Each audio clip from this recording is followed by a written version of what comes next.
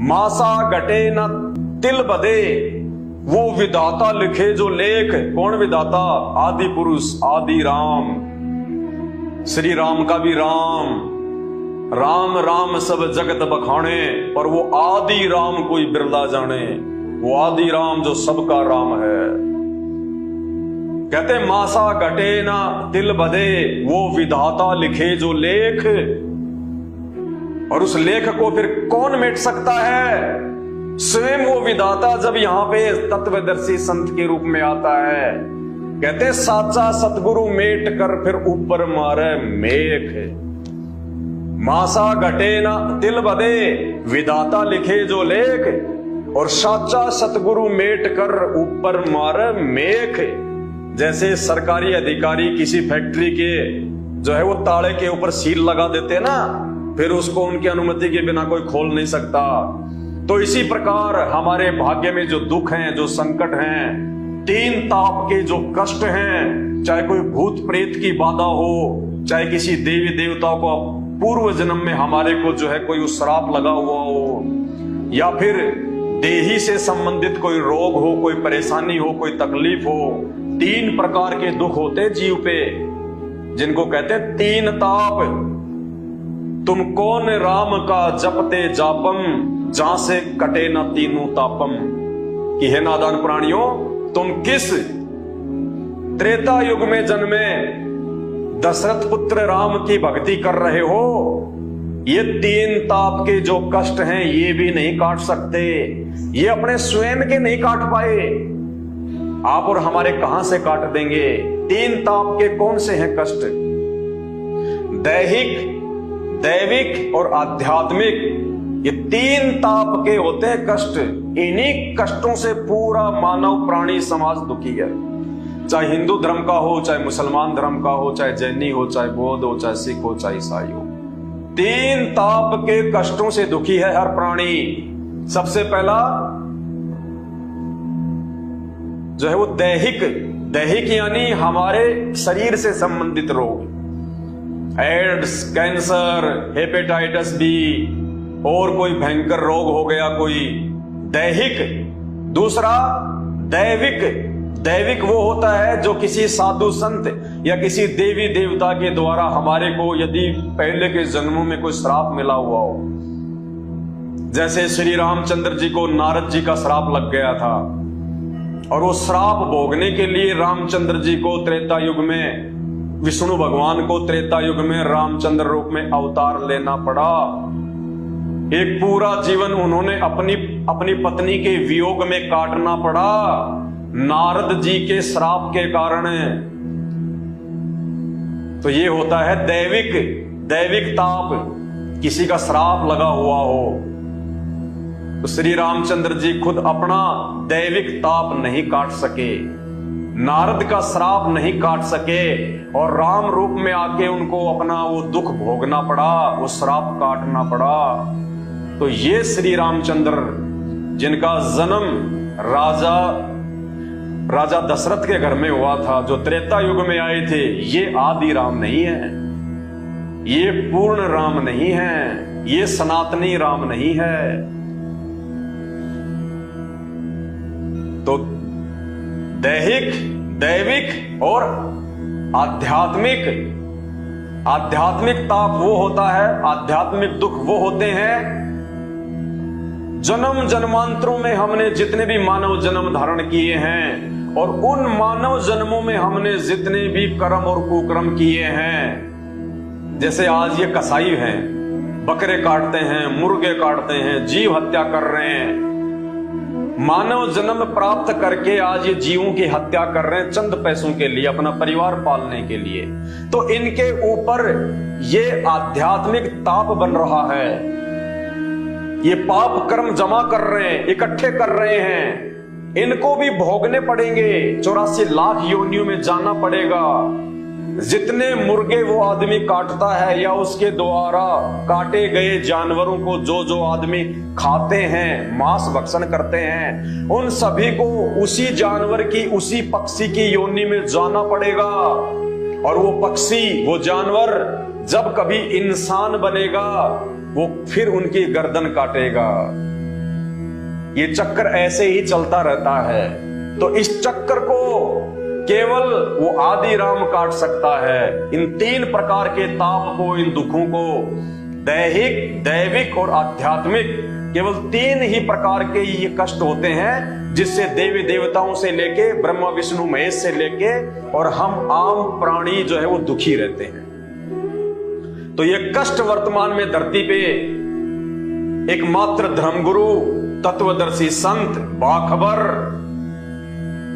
संत रामपाल जी भगवान काट सकते हैं। अपने आशीर्वाद से काट सकते हैं, अपने सत भक्ति मंत्रों से काट सकते हैं, और उनके सत्संग सुनने से कुछ हद तक ऑटोमेटिक ये कटते हैं। तो भाई और बहनों, आजमा के देख लो। अगर आप संत रामपाल जी को ज्ञान से स्वीकार नहीं करना चाहते, देखो वैसे तो संत की पहचान उसके ज्ञान से करनी चाहिए। कोई भी महापुरुष है उसकी पहचान उसके विचारों से होती है। कहते हैं साधु शब्दा परखिए। जो साधु महात्मा होते हैं, जो संत होते हैं, उनकी पहचान, उनकी परख उनकी वाणी से होती है, उनके शब्दों से होती है, उनके जो है प्रवचनों से होती है। साधु शब्दा परखिए और दुख पड़े घर नार।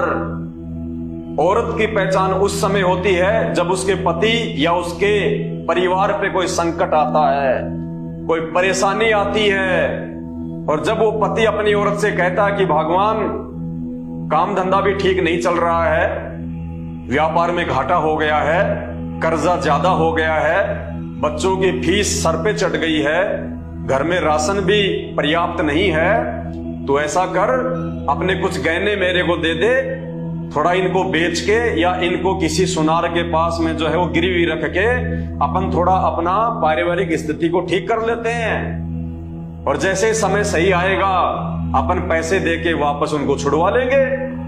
तो उस समय वो औरत यदि ये कहती है कि नहीं, ये तो मेरे माता पिता के दिए हुए हैं, ये तो मेरे माँ बाप ने अपनी मेहनत की कमाई से दिए थे जब मेरी शादी हुई थी, मैं कैसे दे दूं, तो समझ लेना वो औरत आपके दुख में और सुख में भागीदारी नहीं है। तो कहते हैं साधु शब्दा परखिए और दुख पड़े घर नार, और सूरवीर जद जानिए जब रण बाजे तलवार।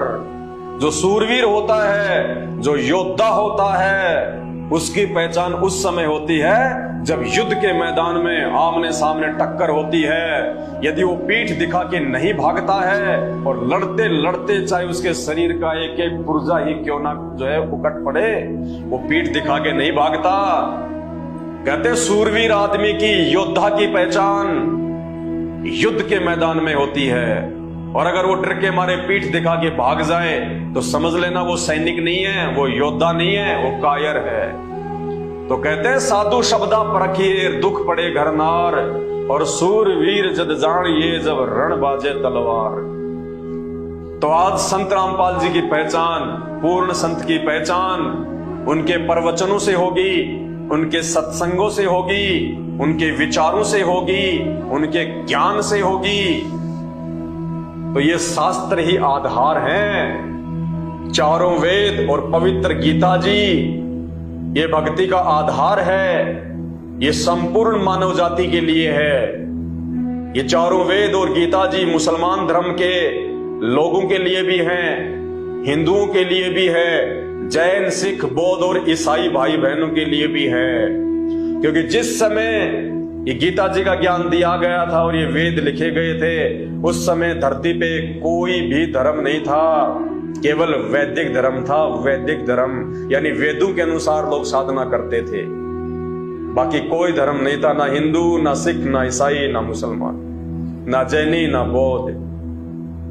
तो इन धर्म शास्त्रों के अनुसार यदि आपके गुरु जी का ज्ञान है, इन धर्म ग्रंथों के अनुसार यदि आपके गुरु आपको ज्ञान दे रहे हैं, मंत्र दे रहे हैं, साधना बता रहे हैं, और इन धर्म ग्रंथों के अनुसार ब्रह्मा विष्णु महेश 33 करोड़ देवी देवता, उनकी माता दुर्गा और पिता काल, मुसलमान धर्म में जिसको शैतान कहा गया है, ये पूजा के योग्य नहीं है, ये पूजा के लायक नहीं है।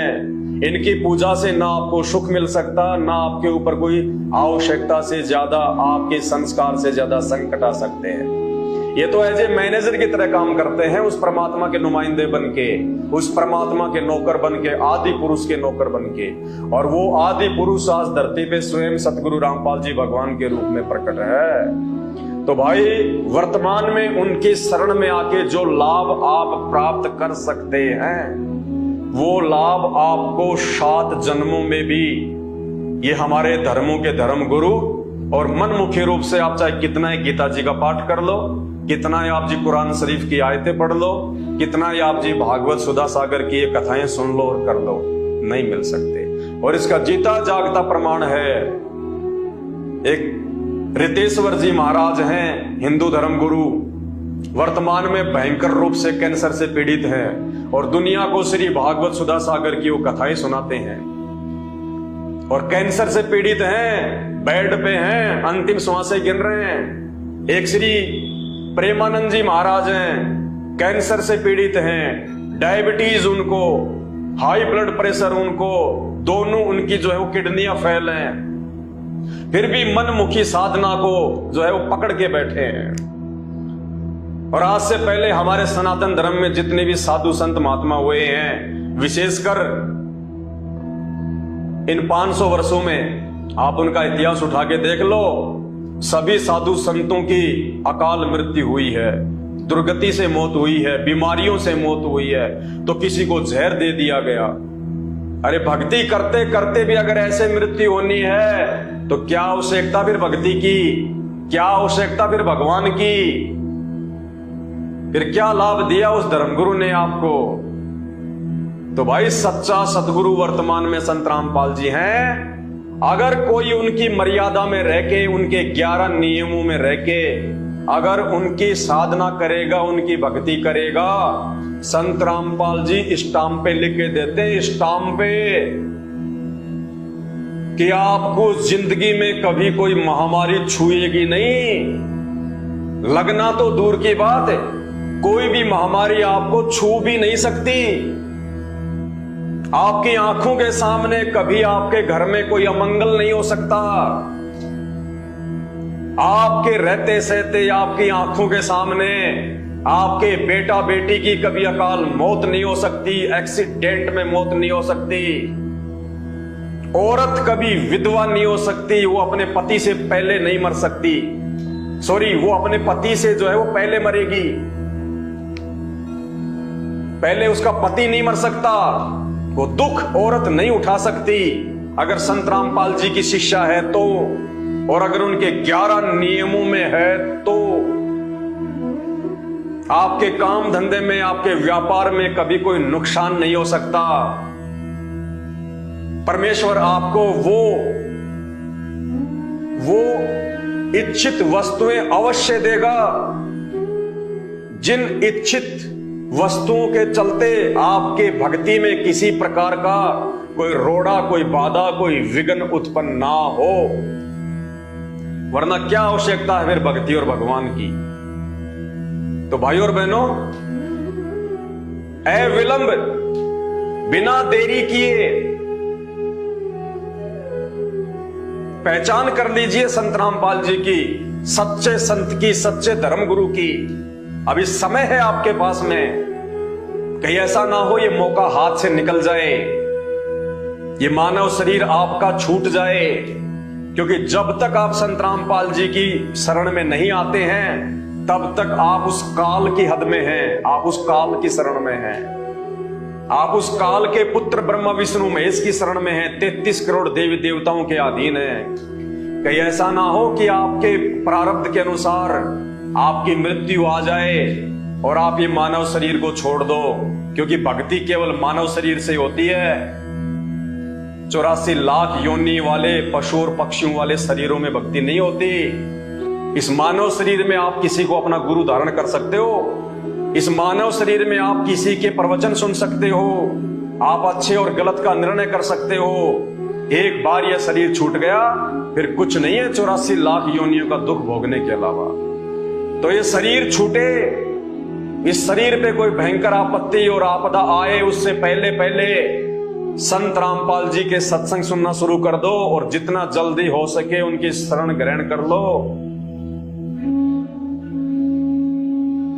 और उसके बाद में देखना आपके घर में सुख, आपके परिवार में सुख, आपका शरीर निरोगी, आपके ऊपर किसी भी प्रकार के देवी देवता का, उनके श्राप का कोई अटैक नहीं हो सकता। 98 प्रकार की मूठ होती है, जादू जंत्र वशीकरण 98 प्रकार के, आपके ऊपर एक भी काम नहीं करेगा। क्या होता है? एक भी। चाहे कोई कितने बड़े से बड़ा कोई जादू जंत्री क्यों ना हो, कोई आसाम या बंगाल का कोई जादूगर क्यों ना हो, वो चाहे कुछ भी, चाहे कोई उसको 1 लाख रुपए क्यों ना दे दे आपके ऊपर गाल गलवाने के लिए, आपके ऊपर वशीकरण करवाने के लिए, आपके जीवन को बर्बाद करवाने के लिए, आपके काम धंधे को बर्बाद करवाने के लिए। अगर आप संत रामपाल जी की शरण में हैं, आपने उनकी भक्ति ले ली, आपने उनके द्वारा दिए गए मंत्रों का जाप शुरू कर दिया और आप उनके 11 नियमों में हैं, तो इस ब्रह्मांड की ऐसी कोई शक्ति नहीं है जो किसी भी प्रकार से आपको दुखी कर सके। कोई भी जादू जंत्र टोना झाड़ फुकाड़ वशीकरण घाल आपके ऊपर अटैक नहीं कर सकती। ये संत रामपाल जी के भगत जीते जागते उदाहरण है, जीते जागते उदाहरण है। 21 ब्रह्मांड का स्वामी काल शैतान, उसकी पत्नी दुर्गा और ये 33 करोड़ देवी देवता और ब्रह्मा विष्णु महेश, जिनकी हमने पूजा करनी छोड़ दी। हम केवल इनका आदर करते हैं, इनका सम्मान करते हैं, हम इनकी पूजा नहीं करते। और हमें ब्रह्मा विष्णु महेश की, गणेश जी की और दुर्गा जी की जो भक्ति संत रामपाल जी ने दी है, जो मंत्र इनके जाप करने के लिए दिए हैं, ये इनकी पूजा में नहीं आते, ये इनकी साधना में आते हैं। क्योंकि जब तक हम इनके लोक में रहेंगे, जब तक हम इन मैनेजरों के नीचे काम करेंगे, जब तक हमारा मानव शरीर रहेगा, तब तक हमें ये लाभ दें। क्योंकि नियम है,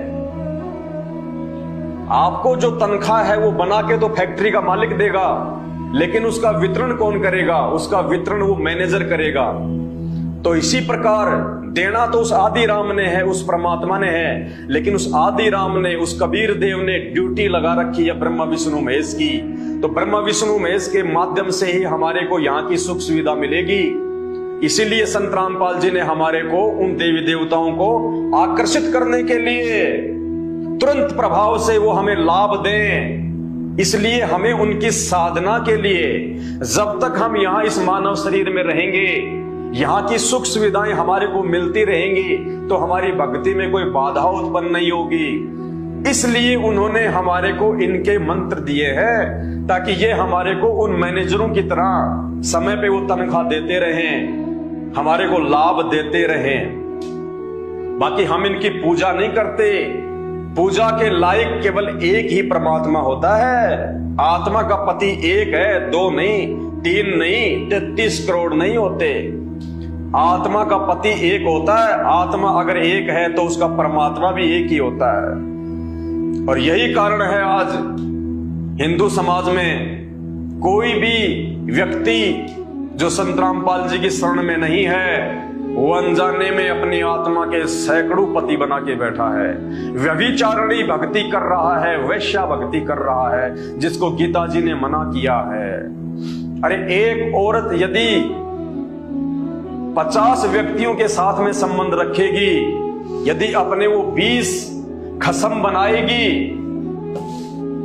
तो कहां से उसको प्यार मिलेगा, कहां से उसको इज्जत मिलेगी? उसको व्यभिचारिणी औरत कहा जाता है, उसको वैश्या कहा जाता है, जिसका एक पति नहीं होता, जो पतिव्रता नहीं होती है।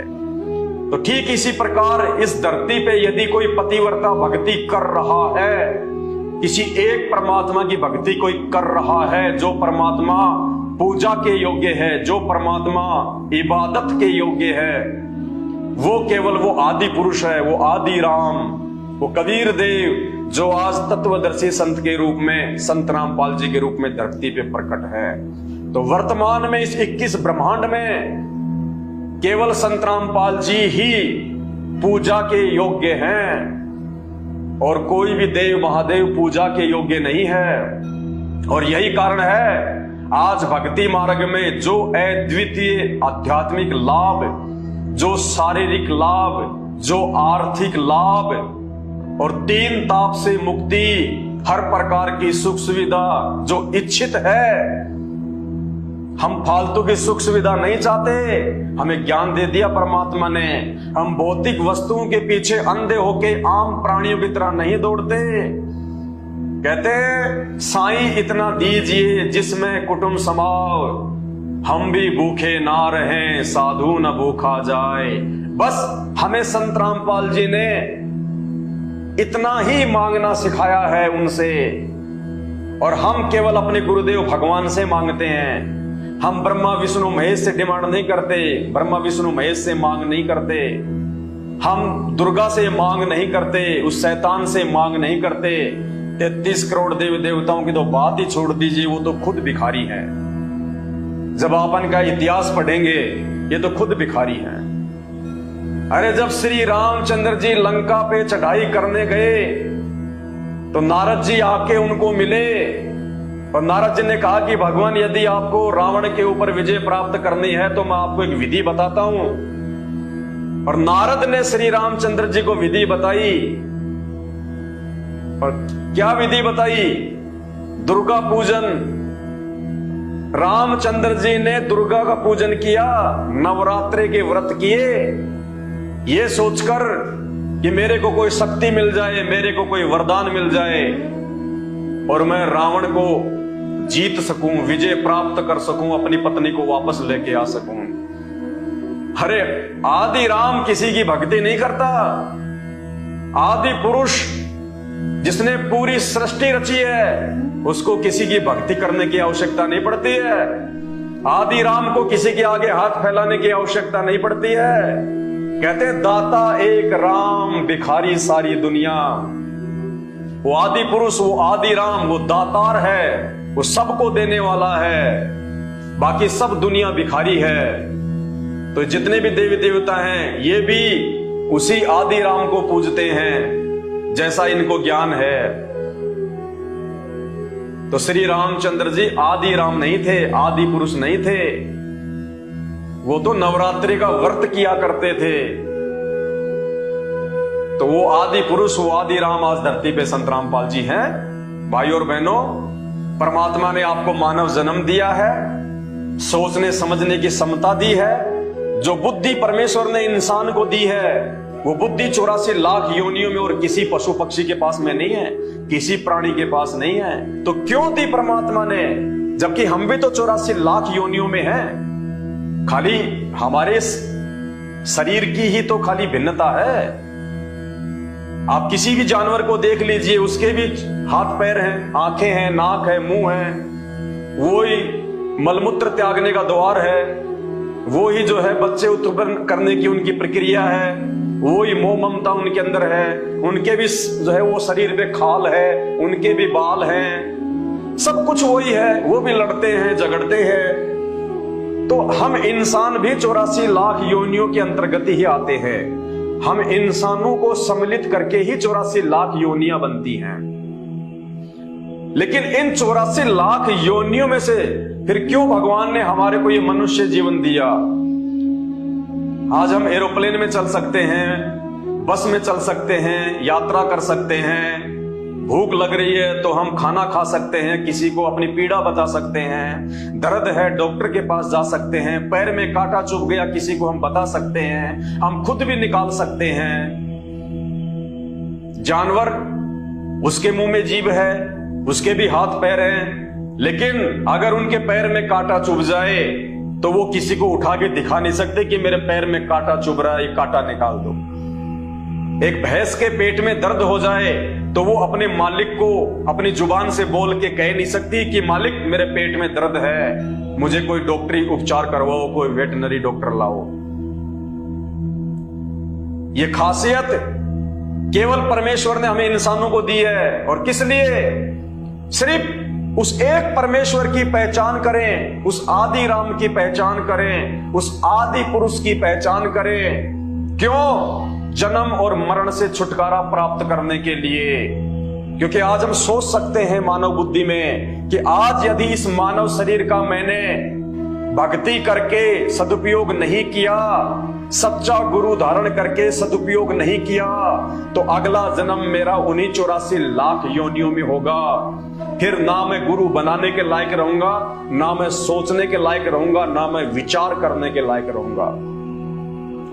तो ये विशेष बुद्धि परमेश्वर ने आप और हमें दी है। तो आज इस विशेष बुद्धि का फायदा उठाओ और इस विशेष बुद्धि से उस भगवान की पहचान करने के लिए, सच्चे संत की पहचान करने के लिए आज उस आदि पुरुष ने इन संतों के द्वारा ये शास्त्र लिखवाए हैं। चारों वेद दिए परमात्मा ने, किस लिए?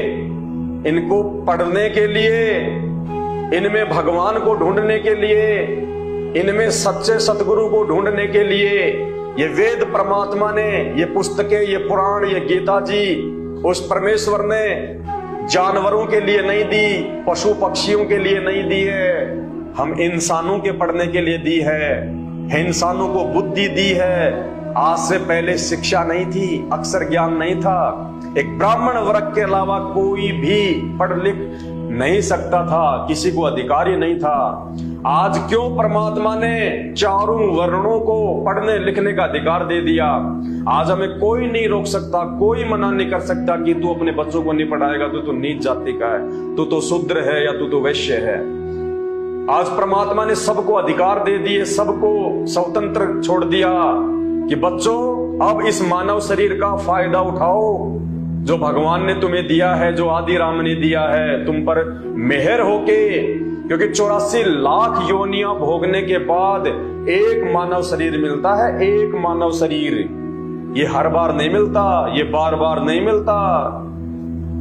इसलिए आज इस मानव शरीर की उपयोगिता इसी में है कि हम उस परमेश्वर की पहचान करें, उस आदि पुरुष की पहचान करें। और गीता जी चीख चीख के कह रही है, अरे फिर कौन से दिन समझेंगे हम, कौन से धर्म ग्रंथ की मानेंगे? हम हिंदू गीता जी से बढ़ के तो किसी ग्रंथ को मानते ही नहीं। अरे तो फिर मानते क्यों नहीं गीता जी की, जो गीता जी चीख चीख के कह रही है अध्याय नंबर 15 श्लोक नंबर 104 में कि हे अर्जुन, अगर तुझे पूर्ण मुक्ति चाहिए, पूर्ण मोक्ष चाहिए तो किसी तत्वदर्शी संत की खोज कर ले। अरे जबकि अर्जुन तो श्री कृष्ण जी का चेला था। श्री कृष्ण जी पांचों पांडवों के आध्यात्मिक गुरु थे। तो श्री कृष्ण जी ने अपने आप को भी नकार दिया, अपने आप को भी छोटा साबित कर दिया और क्या कहा कि अर्जुन, अगर तुझे पूर्ण मोक्ष चाहिए, अगर तुझे पूर्ण मुक्ति चाहिए तो किसी तत्वदर्शी संत की, धीरा नाम संत की खोज कर ले। जाके तू उनको दंडवत प्रणाम कर, तू उनको जो है वो प्रसन्न कर और जैसा वो तुझे भक्ति साधना बताए उसके अनुसार भक्ति कर। तो श्री कृष्ण जी ने भी अपने आप को फैल कर दिया कि अर्जुन, ये जन्म मरण का रोग मिटाना मेरे बस की बात भी नहीं है, 84 लाख योनियों में जाने से बचाना मेरे बस की बात भी नहीं है, ये तो तुझे वो तत्वदर्शी संत ही बचाएगा। तो भाई वो तत्वदर्शी संत आज संत रामपाल जी भगवान है इस धरती पे। अरे और कैसे बताएं भाई, कैसे कहें, बोलना तो पड़ेगा ही। और जो समझदार होगा, जो उस पूर्ण परमेश्वर की अच्छी आत्मा होंगी, जिनको वास्तव में भक्ति करनी है, जिनको वास्तव में अपना रोग कटवाना है जन्म और मरण का, वो आत्माएं संत रामपाल जी के सत्संग सुनेंगी, वो उनके प्रवचन सुनेंगी और सुनेंगी तो निश्चित तौर पे उनको समझ में भी आएगा। क्योंकि ये ठीक का समय है, ये भक्ति और भगवान की प्राप्ति का समय है, ये कलयुग, ये मोक्ष प्राप्ति का समय है। इस कलयुग में ही आत्मा का मोक्ष होता है, आत्मा का उद्धार होता है। आज से पहले के युगों में ना ही तो आत्मा को भगवान की आवश्यकता पड़ती है और ना ही वो मोक्ष का समय होता है। क्योंकि आज हर प्रकार से प्राणी दुखी है, परेशान है और परेशानी में ही आत्मा अपने परमात्मा को पुकारती है, याद करती है। तो भाइयों और बहनों, देर ना करो। ये भगवान अगर एक बार हाथ से छूट गया, या उससे पहले यदि आपका ये शरीर छूट गया, फिर कुछ नहीं मिलेगा। फिर 84 लाख योनियों में कल को गधे बनेंगे, कुम्हार के नीचे रहेंगे, सारा दिन वो ईंट ढोएगा, लठ मारेगा। फिर अगले जन्म में बैल बनेंगे, एक किसान के नीचे आ जाएंगे, सारा दिन खेत में हल जोतेगा, गाड़ी में जोतेगा, माल ढोएगा और लकड़ियों से पिटाई करेगा। तो आज सुअवसर है कि हम संत रामपाल जी के प्रवचन सुन लें, अपने आप को जातिवाद से दूर करें, अपने आप को इन धर्मों की जंजीरों से दूर करें और निष्पक्ष होके अपने आत्म कल्याण के लिए संत रामपाल जी के सत्संग सुनना शुरू करें। तो ये तो केवल एक भूमिका सी बनी थी। अब आज का लाइव वीडियो अब शुरू होगा।